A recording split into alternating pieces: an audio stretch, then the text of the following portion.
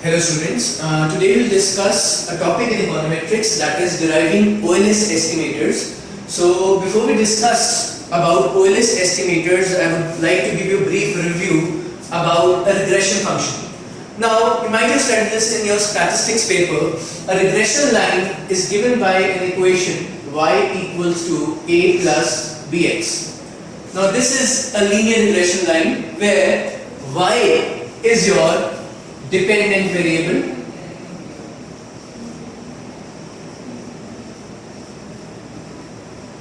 x is your independent variable, and a and b are your constants. Here a is your intercept and b is your slope coefficient.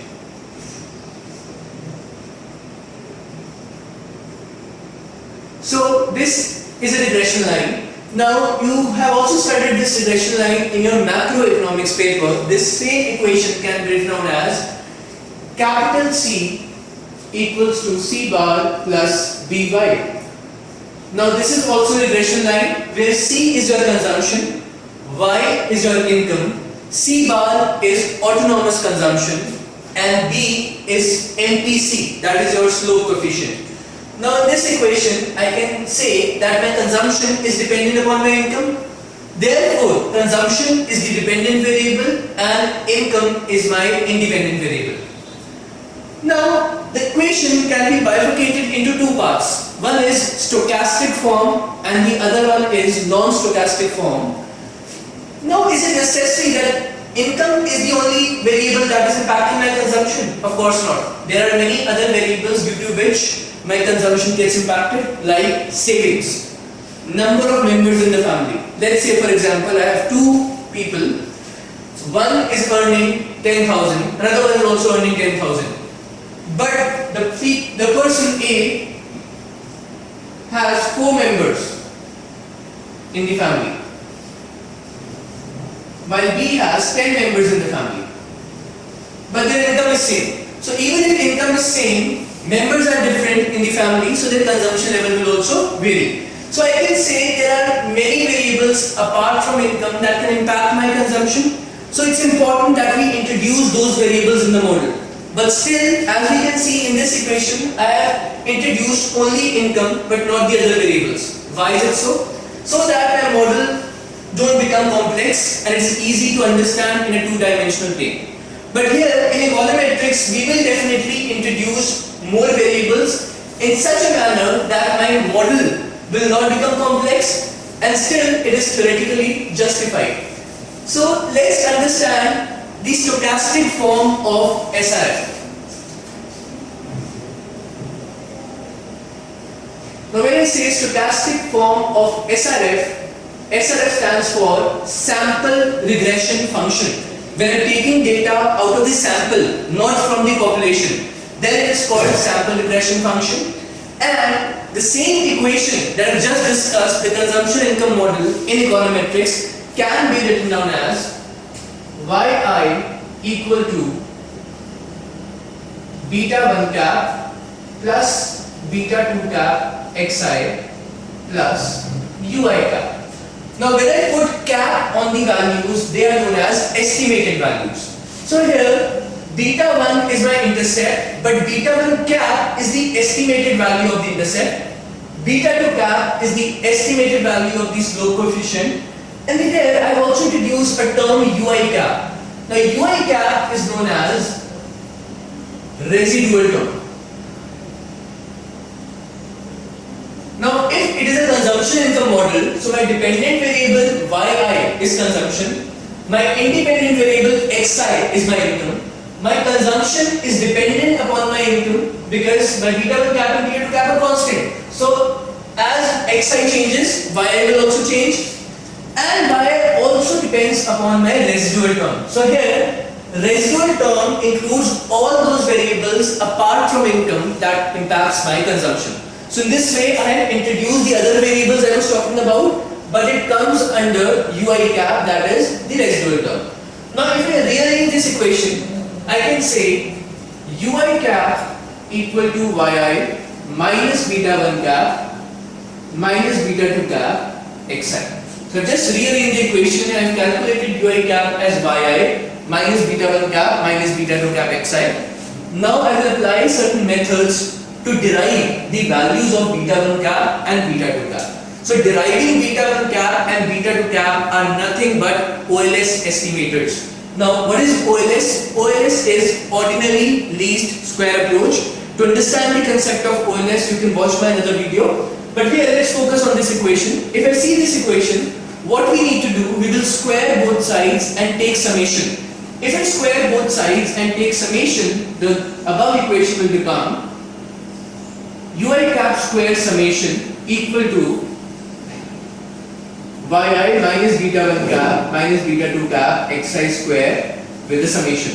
Now it's important to note it's squaring both sides and then taking summation, not taking summation and then squaring. The whole meaning will get changed. So we square both sides, take summation, we have this equation. Now we will differentiate this equation once with respect to beta 1 cap and then with respect to beta 2 cap. So once I differentiate this equation, as I see we have more than one variable, I need to apply partial differentiation. Now in order to apply partial differentiation, first I will differentiate this equation with respect to beta 1 cap. The above equation will become del summation ui cap square upon del beta 1 cap equal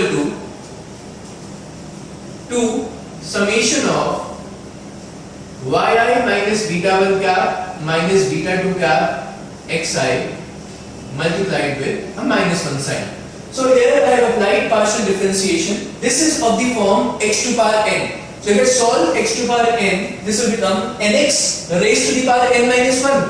So 2 will come down, the power will go 1 again, and when I internally differentiate it with respect to beta 1 cap, yi will become 0, minus beta 1 cap with respect to beta 1 cap will become minus 1, and beta 2 cap xi with respect to beta 1 cap will again goes down to be 0. So this is the value I will get after differentiating. Similarly, I will differentiate with respect to beta 2 cap, but first let's solve this. Whenever we need to calculate the critical points, we always put first order derivative equal to 0. So I will put this equation equal to 0. The above equation can be written down as 2 summation yi minus beta 1 cap minus beta 2 cap xi multiplied by minus 1 equal to 0. Now once I put it equal to 0, minus 1 can be taken out of the summation, and once minus 2 goes to the right hand side, divided by 0. So what we get, minus 2 will be vanished and we will be remaining with summation yi minus beta 1 cap minus beta 2 cap xi equal to 0. So this is the equation I have left with. Now summation has two properties. First, summation of a constant is equal to n into constant. This is the first property. And the second property is summation of a constant into variable can be written down as constant summation variable. So these are the two properties that are applied in this equation. So this equation can be written down as summation yi minus summation beta 1 cap minus summation beta 2 cap xi equal to 0. So I will open the bracket, summation broken down in plus and minus. So I have this equation left. Now yi is a variable, so summation yi will be written down as it is. Beta 1 cap is intersect, it's constant. So summation of a constant is n into constant. So summation of beta 1 cap is n beta 1 cap, and summation beta 2 cap xi, we can take beta 2 cap outside because beta 2 cap is a constant, xi is a variable. So to apply this thing, I'll get beta 2 cap summation xi equal to 0. So this is the equation that I've got. If I rearrange it, I can say summation yi equal to n beta 1 cap plus beta 2 cap summation xi. This is the first equation that I have derived when I differentiated this equation with respect to beta 1 cap. Now similarly, we can differentiate this equation with respect to beta 2 cap. The same equation will be differentiated with respect to beta 2 cap will get another equation. So I'm writing the second equation directly and then explain you how to calculate the value of beta 2 cap.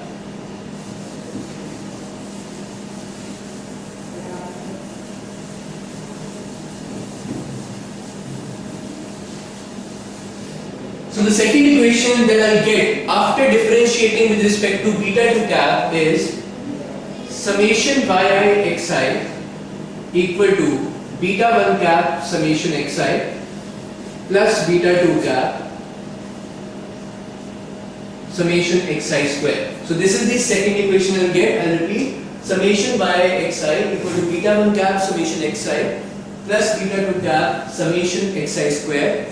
So here, this is the second equation that I've got, and the first equation that I got was summation yi equal to n beta 1 cap plus beta 2 cap summation xi. So this is the second equation that I got. So our main approach here would be to eliminate beta 1 cap. We'll apply the process of elimination so that I can eliminate beta 1 cap and calculate the value of beta 2 cap. So here in this equation with summation xi I have beta 1 cap, but I can say the coefficient of beta 1 cap is summation xi, and here the coefficient of beta 1 cap is n. So what I need to do, I will multiply this equation, I name it as equation 1, this as equation 2. So multiply equation 1 by n and multiply equation 2 by summation xi. So the reason why I am doing this is so that the coefficients of beta 1 cap in both the equations will become same. So the above equation after multiplying can be written down as, multiply equation 1 with n, I will get n summation yi xi equal to n beta 1 cap summation xi plus n beta 2 cap summation xi square, and the second equation after multiplying with summation xi will become summation yi summation xi equal to n beta 1 cap summation xi plus beta 2 cap summation xi whole square. So these are the two new equations that I have got, and after we subtract both the equations, I can see here that beta 1 cap will be eliminated. So I will be left with n summation yi xi minus summation yi summation xi equal to, and when I subtract these two, I can get beta 2 cap as common. So in brackets, I am left with n summation xi square minus summation xi whole square. So rearranging the stuff, beta 2 would be equal to n summation yi xi minus summation yi summation xi whole divided by n summation xi square minus summation xi whole square. So this is the value of beta 2 cap that we got with this calculation. And similarly, if we put the value of beta 2 cap in any of these equations, we can calculate the value of beta 1 cap. So this is the method that we have discussed for deriving OLS, and this technique is also used in many other derivations, and this is something that is the basis of econometrics, and in my other videos you can see how to derive other derivations in this particular unit. Thank you so much.